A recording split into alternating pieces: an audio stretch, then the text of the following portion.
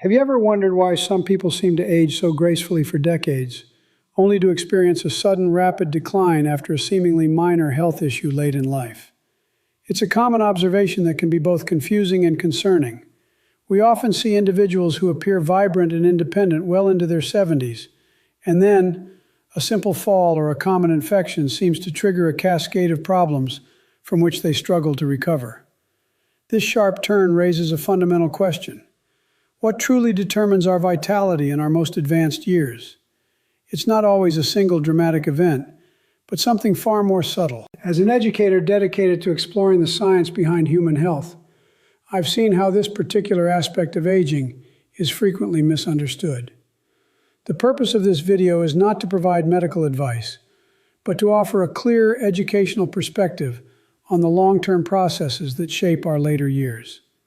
We are going to look beyond the surface-level explanations and delve into the biological and behavioral factors that quietly influence our health span, the period of life spent in good health.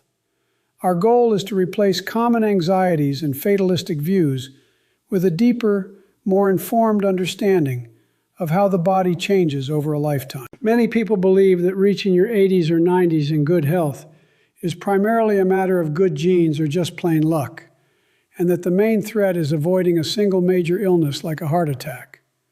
However, we're going to reframe that idea. The greatest challenge to healthy longevity isn't just sidestepping one specific disease, but rather managing the slow, progressive loss of your body's physiological reserve.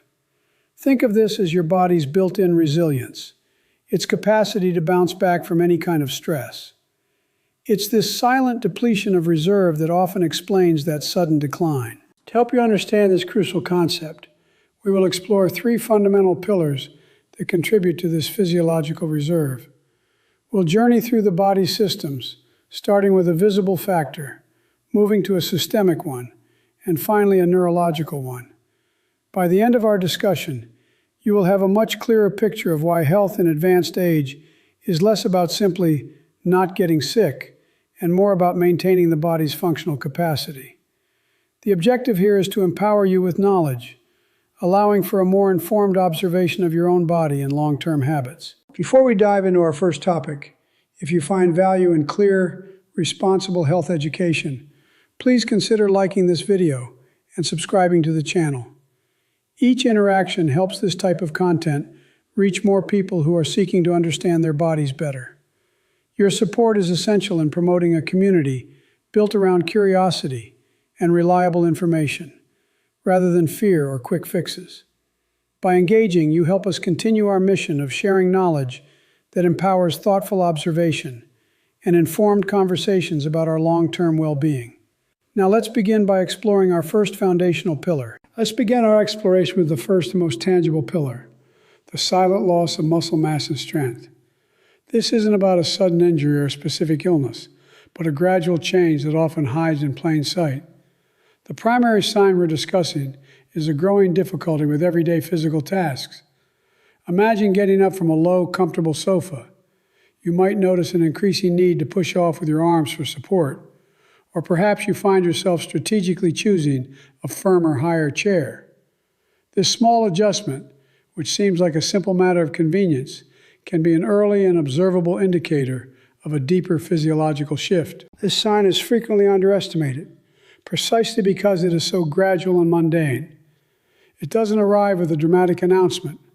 Instead, it weaves itself into your daily routine, becoming normalized over time. You might attribute the difficulty of carrying a full load of groceries from the car to being tired that day. Or you might start taking the elevator instead of the stairs without consciously acknowledging why. These are not failures of willpower. They are subtle adaptations your body makes to compensate for a diminishing capacity. The danger lies in how easily these adaptations are accepted as an inevitable and unremarkable part of life's progression. The act of climbing a flight of stairs, for example, offers a clear window into this process. What was once an effortless task may now leave you feeling winded or cause a slight ache in your legs. You might start pulling yourself up using the handrail more than you used to, not just for balance, but for leverage. This isn't just about cardiovascular fitness. It's a direct reflection of a strength in the large muscles of your legs and core. When these muscles weaken, activities that require lifting your own body weight against gravity become progressively more challenging. Yet this change is often dismissed. The most common reason these signs go unexamined is that they fit perfectly into our cultural narrative of what it means to get older. We have a powerful shared expectation that aging naturally involves slowing down and becoming physically weaker. When you or a loved one begins to struggle with opening a tight jar or rising from a kneeling position in the garden, the default explanation is simply, well, that's just a normal part of getting older. This dismissal, while comforting, can unfortunately mask the importance of the signal, preventing a deeper understanding of the underlying changes taking place in the body. By consistently attributing these small shifts to the general concept of aging, we miss the opportunity to recognize them as specific data points. They are not just random signs of time passing. They are feedback from your musculoskeletal system. This loss of strength is a direct indicator of a decline in your body's functional reserve. It signals that your physical savings account is being drawn down, leaving you with less capacity to handle unexpected physical demands. Seeing it as a general symptom of age, rather than a specific change in your muscular system, prevents a more informed observation of your long-term health. The most significant risk directly associated with this gradual loss of strength is an increased vulnerability to falls. Strong leg, hip, and core muscles are essential, not just for movement, but for stability and balance. They allow you to catch yourself if you stumble, or to correct your posture quickly if you lose your footing. As this muscular foundation weakens, your reaction time slows, and your ability to recover from a minor trip or slip diminishes significantly. A simple uneven patch of pavement or a misplaced rug can become a much more serious hazard, turning a minor event into a major one. Furthermore, the consequences of a fall for an older individual extend far beyond the immediate physical injury. A fracture can certainly be a life-altering event, but even a minor fall that results in no serious injury can have profound psychological effects. It can create a deep-seated fear of falling again, leading to a self-imposed reduction in activity. This fear can cause a person to become more sedentary, which in turn accelerates the very muscle loss that contributed to the fall in the first place. This creates a challenging cycle of declining mobility, confidence, and ultimately, independence. Therefore, it's crucial to reframe this loss of strength not as a mere inconvenience, but as a central risk factor that can directly impact your ability to live independently and safely. It is the most visible sign that your body's physiological reserve is shrinking in a key area. Your muscles are not just for lifting things. They are a metabolic organ, a protein reservoir, and a critical component of your body's resilience. Their decline has systemic consequences that go far beyond simply feeling a bit weaker, quietly setting the stage for the kind of sudden decline we discussed at the beginning. Understanding this sign is the first step. It's about learning to observe your body with a more informed and curious perspective, without judgment or alarm. Recognizing these subtle changes in physical strength for what they are, important pieces of information, allows for a clearer picture of your long-term health trajectory. Now that we've examined the visible sign, let's move deeper to understand the silent condition that is often driving this process. What is happening beneath the surface, within the muscle tissue itself, that causes this gradual but relentless decline in our physical capacity? The underlying condition driving this gradual loss of strength has a clinical name: sarcopenia. This term refers to the progressive and widespread loss of skeletal muscle mass and function that occurs as we age. It's not a disease in the way we typically think of one, with a sudden onset and clear symptoms. Instead, it is a slow, creeping process that unfolds over decades. It is the biological mechanism behind why a person's physical capacity can diminish so significantly over time, even in the absence of a specific injury or illness. Understanding sarcopenia is key to understanding the depletion of our physical reserve. One of the most surprising aspects of sarcopenia is when it begins. While its effects become most noticeable after the age of 60, the process itself often starts much earlier, typically in our 30s or 40s. During these decades, the body's natural muscle-building processes begin to slow down, and a very slow rate of muscle loss commences. Because we are at our physical peak during these years, this subtle decline is completely imperceptible. It's a change measured in fractions of a percentage per year, but over the course of 30 or 40 years, this cumulative loss becomes substantial. A primary reason sarcopenia advances unnoticed for so long is its defining characteristic. It is completely silent. It doesn't cause pain, inflammation, or any acute distress that would signal a problem. You don't wake up one morning feeling the effects of sarcopenia. This absence of an immediate alarm bell creates a powerful yet false sense of security. Because nothing overtly hurts or feels wrong, we naturally assume that our musculoskeletal system is functioning just as it always has. This lack of symptoms makes it incredibly easy to overlook the slow erosion of our body's most important functional tissue. This false sense of security can be profound. On the surface, life continues as normal for many years. You can still perform most of your daily activities without significant trouble, masking the reality that your body's underlying capacity is shrinking. It's like a bank account from which small, unnoticed withdrawals are being made every month. For a long time, the balance appears healthy enough for daily expenses. However, the buffer for unexpected large withdrawals, like recovering from an illness or a surgery, is being steadily depleted, leaving you more vulnerable than you realize, without any clear warning signs. This gradual loss of muscle has significant metabolic consequences that are also silent. Muscle is a highly active tissue, burning calories even at rest. As you lose muscle mass, your body's overall metabolic rate begins to decline. This means your body requires fewer calories to maintain its weight, and it can become easier to gain fat tissue, even if your diet hasn't changed much. This shift in body composition happens internally and doesn't necessarily show up on the scale, but it represents a fundamental change in how your body manages energy, setting the stage for other long-term health challenges. Another critical role of muscle is in regulating blood sugar. Your muscles are the primary storage location for glucose after a meal. When you eat carbohydrates, your body breaks them down into glucose, and healthy muscles act like a sponge, soaking it up from the bloodstream to be used for energy later. As muscle mass diminishes, your body loses a significant portion of its glucose storage capacity.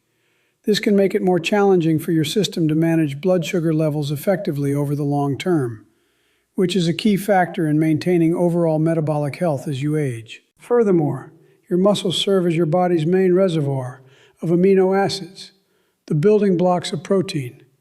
During times of significant stress, such as a serious infection or recovery from surgery, your body needs a large supply of these amino acids to create immune cells and repair damaged tissues. When your muscle reserve is low due to sarcopenia, your body has a much smaller protein savings account to draw from. This can impair your immune response and slow down your ability to heal, making you less resilient to the very health challenges that become more common in later life. When you connect these dots, it becomes clear that sarcopenia is far more than just a matter of feeling weaker. It is a systemic condition that quietly undermines your body's metabolic health, its ability to manage blood sugar, and its capacity to fight illness and recover from physical stress. Each of these functions is a cornerstone of your physiological reserve. The slow, silent decline in muscle mass is, in effect, a slow, silent decline in your body's overall resilience, which helps explain why a single health event later in life can seem to have such a disproportionately large impact. This understanding of the silent process of sarcopenia naturally leads to an important question. If this condition develops so slowly over many years, what are the common everyday decisions we make that might be influencing its progression? Are there socially normalized habits that, while seemingly harmless, could be unintentionally accelerating this loss of our vital muscular reserve? Let's now explore the common choices that can create this hidden long-term risk, often without us ever realizing the connection between our daily actions and our future resilience. One of the most impactful decisions involves a gradual, often unconscious, reduction in physical activity. This isn't about suddenly stopping all exercise. It's about the small, incremental choices that add up over years. Perhaps you begin opting for the car for short errands you used to walk, or you choose the escalator over the stairs more frequently. These decisions are often justified by the aging process itself, framed as a well-deserved opportunity to take it easy. While completely understandable, this slow retreat from physical challenge sends a signal to your body that less muscle is needed, inadvertently accelerating its decline. This shift naturally leads to the adoption of a more sedentary lifestyle, which is deeply normalized in our culture as people age. We often associate retirement and later life with rest and relaxation, which is important. However, when this translates into prolonged periods of sitting, whether reading, watching television, or socializing, it has a direct effect on muscle maintenance. The old adage, use it or lose it, is a stark physiological reality for skeletal muscle. These habits aren't born from laziness. They are common, socially accepted patterns that quietly contribute to the loss of our vital muscular reserve over time. Alongside changes in activity, a common dietary habit that creates a hidden risk is inadequate protein intake. As we age, our body's ability to process protein and use it to build and repair muscle becomes less efficient. This means that to maintain the same amount of muscle, an older adult may actually need more protein in their diet than a younger person. This is often counterintuitive, and many people do not adjust their eating habits accordingly. This nutritional gap can leave the body without the essential building blocks it needs to counteract the natural progression of sarcopenia, further depleting its reserves. These choices, a slow decrease in activity and insufficient protein, are so common because they don't feel like risks. They're seen as a natural part of winding down and enjoying a more leisurely pace of life. However, their unintended consequence is the acceleration of muscle loss, which silently chips away at your physiological reserve. Understanding this connection is not about assigning blame or creating guilt. It's about recognizing how socially normalized habits can have profound, long-term biological effects, shaping your resilience and capacity to handle future health challenges in ways that are not immediately obvious. As we conclude our discussion, let's revisit the central idea we began with. The sharp decline sometimes seen in later life is often not the result of one single event, but the culmination of silent, decades-long processes. Our goal was to reframe the challenge of healthy longevity, moving away from a focus on avoiding specific diseases and toward understanding the importance of maintaining your body's physiological reserve. This reserve is your ultimate capacity to withstand and recover from stress, and its slow depletion is the true hidden risk that we have explored through three distinct yet interconnected pillars. We began by looking at the visible sign of diminishing strength, recognizing it not as a normal part of getting older, but as an indicator of the silent loss of muscle mass known as sarcopenia. We then moved deeper to the systemic level to understand how chronic low-grade inflammation, or inflammaging, can quietly fuel many age-related conditions. Finally, we explored the brain, learning how the depletion of our cognitive reserve can mask underlying neurodegenerative changes for years. Together, these three pillars paint a clearer picture of how resilience is built or lost over a lifetime. The key takeaway is that your health span, the years you live in good health, is profoundly influenced by the functional capacity of your body's core systems. The knowledge we've shared today is intended to serve as a tool for awareness. It encourages a more informed observation of your own body and habits, helping you to see the subtle, long-term connections between your daily life and your future well-being. This understanding is not meant to create anxiety, but rather to empower you with a deeper appreciation for the intricate and gradual nature of the aging process itself. It is crucial to remember that the information presented in this video is for educational purposes only. It is not and should never be considered a substitute for professional medical advice, diagnosis, or treatment.